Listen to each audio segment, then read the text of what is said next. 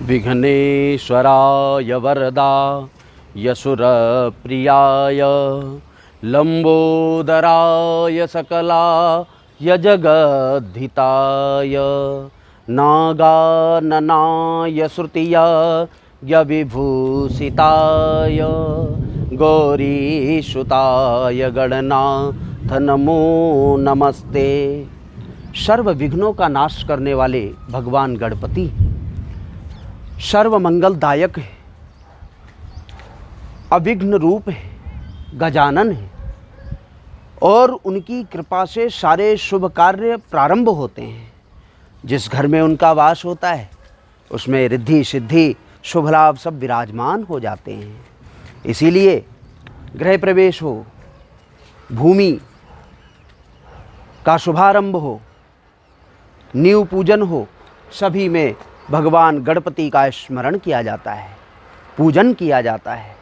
आनंद से जीवन को भर देने वाले भगवान गणपति ही सदा सदा के लिए दैदीप्यमान रहते हैं, क्योंकि बुद्धि, बल, तेज, यश सब कुछ उनके पास में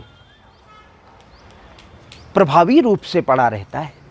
वो सबको जिसके ऊपर उनकी प्रसन्नता होती है, जिसके ऊपर उनकी दृष्टि होती है, वो अनायास ही सभी सुखों को प्राप्त करने वाला मनुष्य भगवान गणपति का स्मरण करते करते कब यश कीर्तिवान हो जाता है उसे खुद पता नहीं चलता है।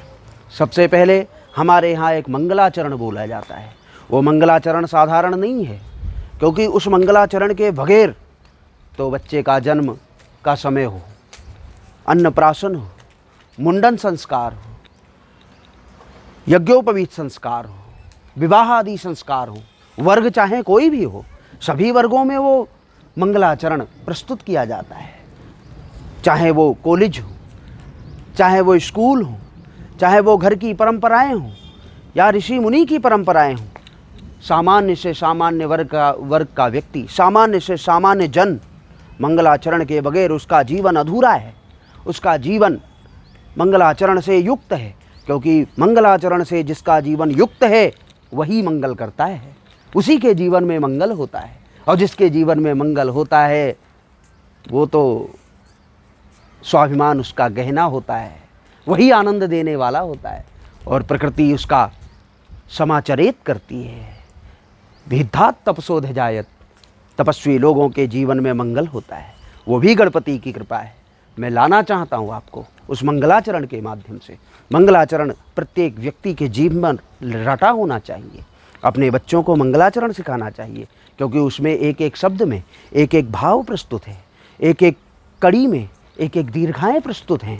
हर चीज़ हम मांग भी लेते हैं, परमात्मा से कह देते हैं, अपनी व्यथा को कह देते हैं, पता भी नहीं चलता है। देववाणी है, उसके द्वारा ही वो समझते हैं। जैसे कि श्रीमन महागणाधिपतये नमः, ओम लक्ष्मीनारायणाभ्यां नमः, ओम उमामहेश्वराभ्यां नमः, ओम वाणी हिरण्यगर्भाभ्यां नमः, ओम शचीपुरंदराभ्यां नमः, ओम माता पितृचरणकमलेभ्यो नमः, ओम श्री गुरुचरणकमलेभ्यो नमः, ओम इष्टदेवताभ्यो नमः, ओम कुलदेवताभ्यो नमः, ओम ग्रामदेवताभ्यो नमः, ओम स्थानदेवताभ्यो नमः, ओम वास्तुदेवताभ्यो नमः, ओम एतत्कर्मणि प्रधानदेवताभ्यो नमः, ओम सर्वेभ्यो देवेभ्यो नमः, ओम सर्वेभ्यो ब्राह्मणेभ्यो नमो नमः। अविघ्नमस्तु। सुमुखश्चैकदन्तश्च कपिलो गजकर्णकः, लंबोदरश्च विकटो विघ्ननाशो विनायकः, धूम्रकेतुर्गणाध्यक्षो भालचंद्रो गजाननः, द्वादशैतानि नामानि यः पठेत् शृणुयादपि, विद्यारंभे विवाहे च प्रवेशे निर्गमे तथा, संग्रामे संकटे चैव विघ्नस्तस्य न जायते, शुक्लांबरधरं देवं शशिवर्णं चतुर्भुजं, प्रसन्नवदनं ध्यायेत् सर्वविघ्नोपशान्तयेत्, अभीप्सितार्थसिद्ध्यर्थं पूजितो यासुरासुरैः, सर्वविघ्नहरस्तस्मै गणाधिपतये नमः। सर्वमंगलमांगल्ये शिवे सर्वार्थसाधिके शरण्ये त्र्यंबके गौरी नारायणि नमोस्तुते सर्वदा सर्वकार्येषु नास्ति तेषां मंगलम्।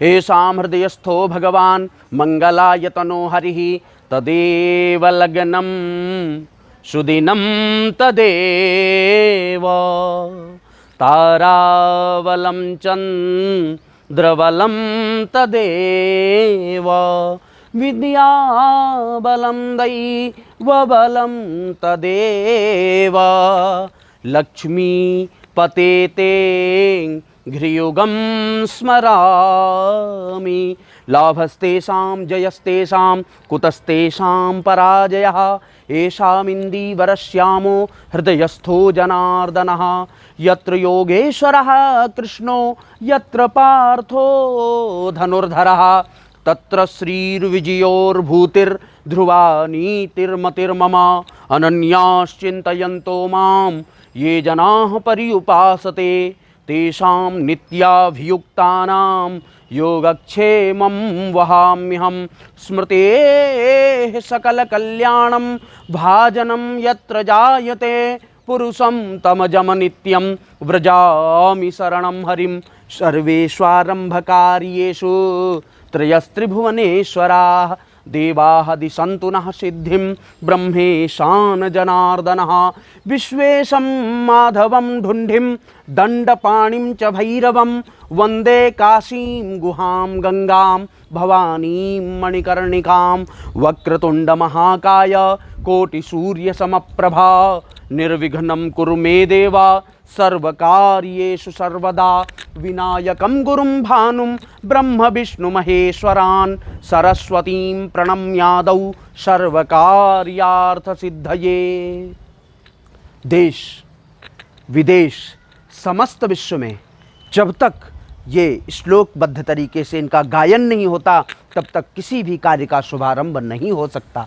वो कार्य शुभारंभ नहीं माने जाते जिनमें मंगलाचरण नहीं होता है, वो कार्य अधूरे रहते हैं। संसार की सुख सुविधाओं को तो बढ़ा सकते हैं लेकिन संसार की सुख सुविधाएं जो है ना वो ज़्यादा दिन तक चलती और टिकती नहीं है। वो तो आज उनकी उपज होती है, कल उनका विनाश होता है। इसलिए जो परमात्मा स्वरूप प्रदान करता है, जो बुद्धि विवेक प्रदान करता है, जो शरीर प्रदान करता है, जो हृदय प्रदान करता है, उसकी स्वच्छंदता के लिए, उसके मनोबल के लिए, उसकी आत्मबल के लिए, उसकी दृढ़ निश्चय शाखा को बढ़ाने के लिए, उसकी भक्ति मार्ग को बढ़ाने के लिए, उसके समस्त ऐश्वर्य कामनाओं के लिए मंगलाचरण अति आवश्यक है। इसलिए हे बंधुओं, मैं पुनः आपसे कहना चाहता हूँ कि आप इस मंगलाचरण को सीखें। आप अपने बच्चों को इस मंगलाचरण के भावार्थ को समझाएं, बताएं, सुनाएं। निश्चित है कि आपके कोई भी कार्य शुभारंभ होने से कोई नहीं रोक सकता। शुभारंभ होते ही कार्य को गति मिलेगी, कार्य पूर्ण होगा, इसमें कोई संदेह नहीं है। बोलिए गणपति महाराज की जय।